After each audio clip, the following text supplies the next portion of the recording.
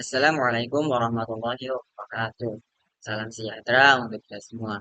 Perkenalkan, saya Muhammad Khairil Wildan, mahasiswa Pendidikan Agama Islam.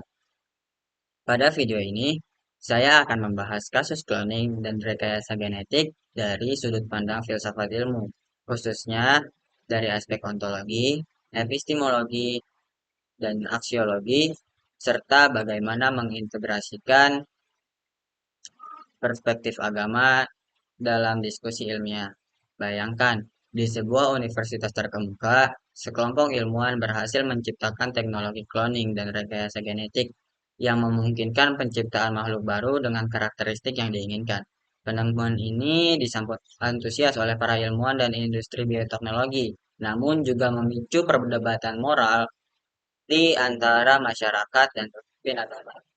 Ada yang menilai teknologi ini sebagai campur tangan tidak pantas dalam proses penciptaan, sementara yang lain melihat potensi positifnya untuk mengatasi penyakit genetik dan meningkatkan kualitas hidup manusia.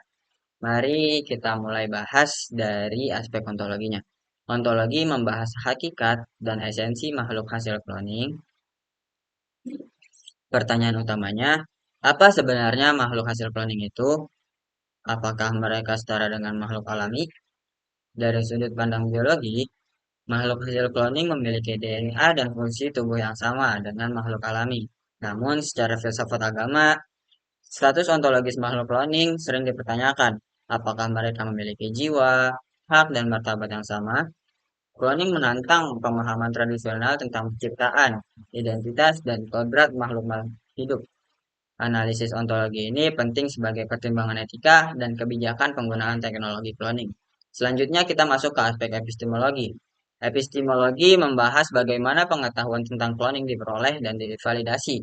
Pengetahuan cloning berasal dari riset biologi molekuler, genetika, dan bioteknologi dengan metode ilmiah seperti observasi, eksperimen laboratorium, verifikasi, dan pengujian hipotesis. Pengetahuan ini harus objektif, dapat diuji ulang, dan terbuka terhadap kritik. Namun pengetahuan ilmiah juga memiliki batasan, yaitu tidak semua aspek kehidupan dapat dijelaskan hanya dengan sains. Oleh karena itu, pengetahuan tentang cloning harus dipadukan dengan pertimbangan etika, hukum, dan agama, agar penggunaannya tidak menimbulkan dampak negatif bagi kemanusiaan. Sekarang kita bahas aspek aksiologi atau nilai dan tujuan penerapan cloning. Aksiologi menyoroti untuk apa teknologi cloning digunakan dan nilai-nilai apa yang akan dijunjung. Cloning dapat membawa manfaat besar seperti pengembangan ilmu pengetahuan, mengatasi penyakit genetik, dan konservasi spesies langka. Namun ada pula resiko besar yaitu dehumanisasi, pelanggaran hak asasi, kerusakan tatanan sosial, dan penyalahgunaan teknologi. Oleh karena itu, perlu prinsip kehati-hatian, transparansi, regulasi, dan keterlibatan masyarakat serta tokoh agama dalam pengambilan keputusan. Setiap aplikasi cloning harus berorientasi pada kebaikan bersama, tidak melanggar martabat makhluk hidup, dan dilakukan dengan tanggung jawab sosial. Lalu muncul pertanyaan, bagaimana mengintegrasikan perspektif agama dalam diskusi ilmiah?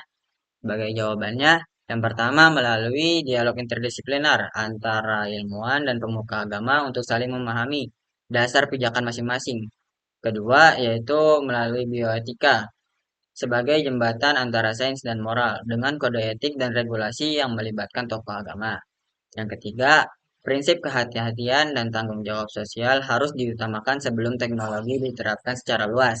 Dengan demikian, manfaat teknologi dapat dirasakan tanpa mengorbankan nilai-nilai fundamental agama dan kemanusiaan.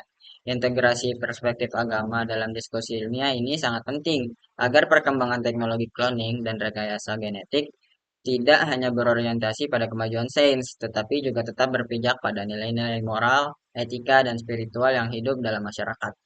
Melalui kolaborasi antara ilmuwan dan pemuka agama, diharapkan pengambilan keputusan mengenai pemanfaatan teknologi ini dapat menghasilkan kebijakan yang bijaksana, berkeadilan, dan berorientasi pada kemaslahatan bersama.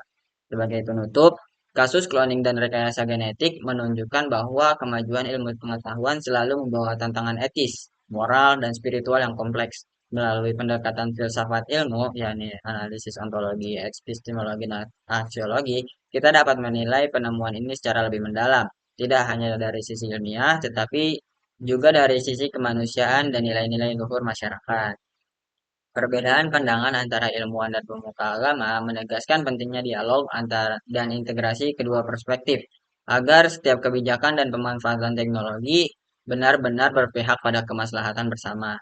Filsafat ilmu hadir sebagai jembatan reflektif yang memastikan kemajuan sains tetap selaras dengan etika, tanggung jawab sosial, dan nilai spiritual.